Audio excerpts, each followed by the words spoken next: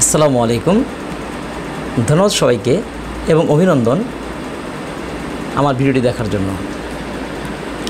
যারা আমার আগের ভিডিও দেখেছেন তাদের সবাইকে আরেকবার ধন্যবাদ। আজকে আমরা শিখব 3টি লেটারের সঠিক উচ্চারণ। মাত্র 3টি লেটারকে সঠিকভাবে উচ্চারণ করে আপনি আপনার ইংলিশে করতে পারেন অনেক সুন্দর এবং স্মার্ট। ইংলিশে আমরা কথা বলি, বাট ওই ইংলিশটাকে যদি নেটিভ স্পিকারদের মতো আমাদের উচ্চারণ না হয় তাহলে আমাদের ইংলিশটা কেমন জানি একটু শুনতে খারাপ লাগে, তাই না? কথাটা কিন্তু সঠিক।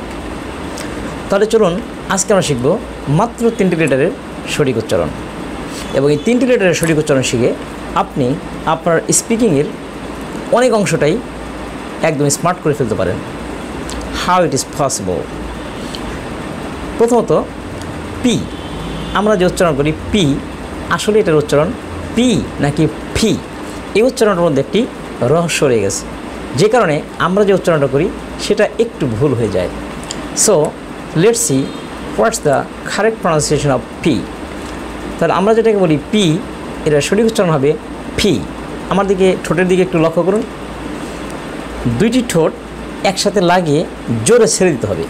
তাহলে প্রনাউন্সিয়েশনের রুলের ভিতরে এটা লেখা আছে, কি লেখা আছে, যে ঠোঁট দুটি একসাথে করে জোরে ছেড়ে দিতে হবে যাতে বাতাস বের হয়। আপনাকে নিজেই পরীক্ষা করে দেখুন।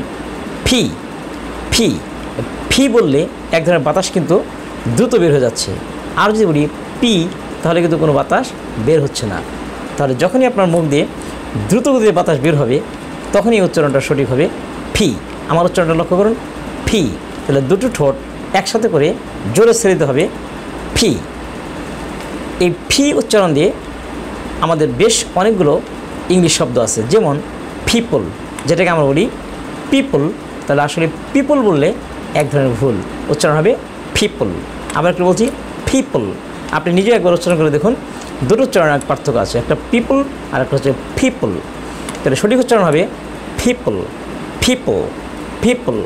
আরেকটা শব্দ বলছি পাবলিক, আমরা বলি পাবলিক, এটা সঠিক উচ্চারণ হবে পাবলিক। আমরা বলি পেন্সিল, আসলে হবে পেন্সিল। আমরা বলি পিকচার, আসলে হবে পিকচার। তাহলে আমরা 3টি শব্দ পেয়ে গেলাম, পিপল, পাবলিক, পিকচার। আর অনেক শব্দ এরকম আছে যেটা দিয়ে এই উচ্চারণ দিয়ে আমরা করতে পারি। তাহলে একটা শব্দ যদি সঠিকভাবে আমরা উচ্চারণ করতে পারি তাহলে স্পিকিংয়ে এটা অনেক এগিয়ে যাবেন আপনি, এবং আপনার উচ্চারণটা সঠিক হবে, সুন্দর হবে, এবং নেটিভ স্পিকারদের প্রনাউন্সিয়েশন আপনি বুঝতে পারবেন। So from today, if you start correct pronunciation, if you start speaking correctly, it will be very helpful to be good speaker like native speaker. So আরেকটা জিনিস দেখি আমরা, তাহলে পি দিয়ে আমরা কি বললাম ফি, পিকে বলবো ফি, সঠিক উচ্চারণ হচ্ছে ফি, পিপল, পাবলিক, পেন্সিল, পিকচার। আরেকটি লেটার টি, তো আমরা বলি টি, আসলে উচ্চারণ হবে টি টি টি। যেমন টাইম, টাইম না বলে আমরা বলবো টাইম। টেবিল না বলে আমরা বলবো টেবল। টেকনিক না বলে বলবো টেকনিক। টাচ না বলে বলবো টাচ। তাহলে সঠিক উচ্চারণ কী পেলাম? Table, technique, teacher, touch. তাহলে একটু ডিফারেন্ট। তাহলে উচ্চারণগুলো আমরা যে সঠিকগুলো করি তাহলে আমাদের প্রনাউন্সিয়েশন সুন্দর হবে এবং আমাদের স্পিকিংটা বেটার হবে than others. So we can make our speaking different from others. Pronunciation সঠিক করে আমরা কিন্তু সেটাকে আরও সুন্দর করতে পারি। আমরা ইংলিশে কথা বলি, আরও সুন্দর করে বলার চেষ্টা করতে পারবো। তাহলে আরেকবার বলছি, টি না হয়ে হবে T, time, table, technique, teacher, touch. Third letter C, third letter C, K, Q. তাহলে এই 3টা লেটার সি, কে, কিউ, এটা হচ্ছে হবে খয়ের মতো খ। যেমন সি, সি দিয়ে খ্যাট, তাহলে হচ্ছে হবে খ্যাট।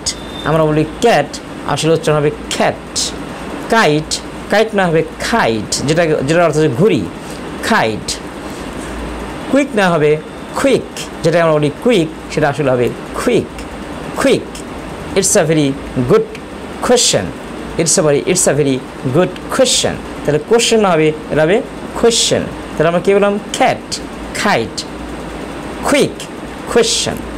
তাহলে এই যে শব্দগুলো আমরা শিখলাম উচ্চারণ, তিনটি লেটার উচ্চারণ, একটা হচ্ছে ফি, একটা টি, একটা খা।